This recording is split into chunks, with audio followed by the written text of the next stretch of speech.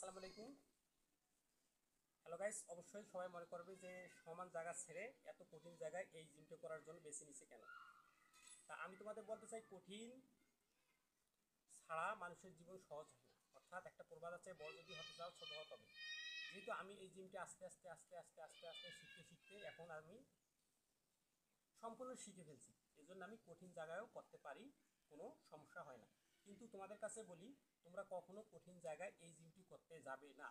যদি এই জিমটি করতে চাও তাহলে তোমরা আস্তে ধীরে আগে টিউটোরিয়াল দেখো, শিখো, তারপরে এভাবে করতে থাকো। আর অন্যথায় তোমাদের কিন্তু বিপদ ঘটতে পারে।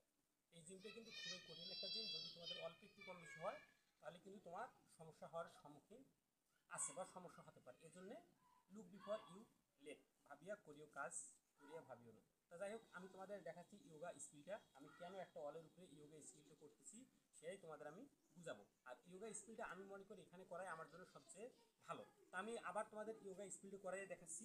এই ইয়োগা স্কিলের জন্য আমি কী করবো, সোজা হয়ে আগে দাঁড়িয়ে নিব। ঠিক আছে, সোজা হয়ে দাঁড়িয়ে নিব। আমার শরীরটা স্ট্রং আছে কিনা সেটাও দেখে নিব, যে পাশাপাশি যে আমার শরীরে যে ফিটনেসটা ঠিক আছে কিনা, বা এক পায়ের উপরে যদি ভর দিয়ে থাকি পরে যাবো কিনা, সেটাও আমি এখানে দেখে নিচ্ছি। তো যাই হোক, আমি থাকতে পাইতেছি। যাই হোক, আমি তোমাদের ইয়োগা স্কিলটা এখানে করে দেখাচ্ছি, দেখো।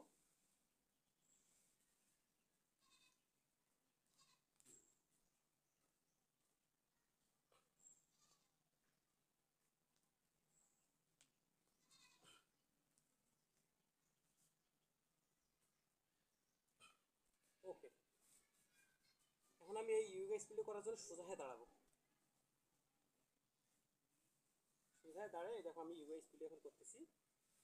আস্তে আস্তে পাটা তোমাকে মেলাম করে দিতে হবে। ওকে,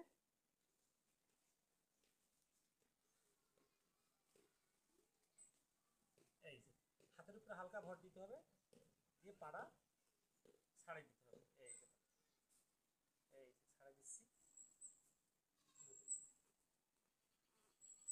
এই যে ছাড়াই,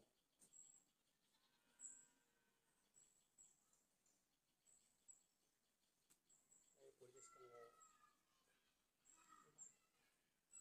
তাই এখানে যেহেতু ওয়ালের উপরে আমি বসছি, এই জন্য কিন্তু একটু পরিশ্রম হয় আর পরিচয় তো একটু ভয় লাগে, কিন্তু তোমরা কেউ করতে যাবে না।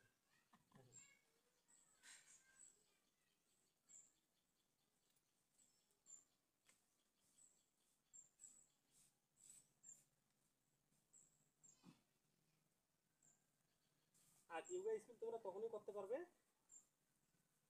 তোমাদের আমি দেখাচ্ছি, দেখো।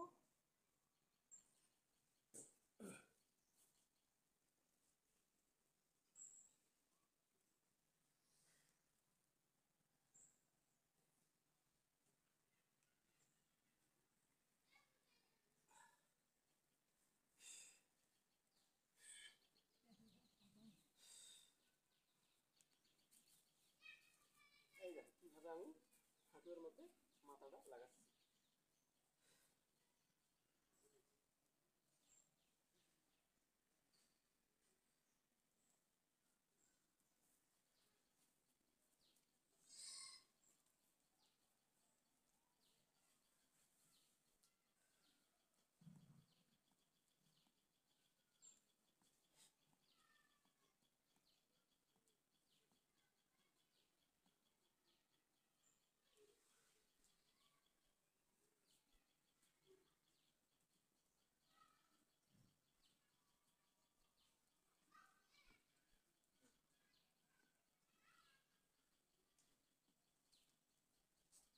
সো গাইস, আমি ইয়োগা স্কিলটা এখানে শেষ করে দিচ্ছি।